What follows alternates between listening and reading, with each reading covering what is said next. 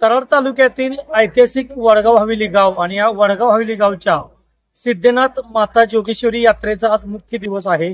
या यात्रेनिमित्त हजारो भाविकांनी वडगाव हवेली गावामध्ये आज गर्दी केलेली आहे। मोठ्या प्रमाणावर गुलालाची उधळण करण्यात आली।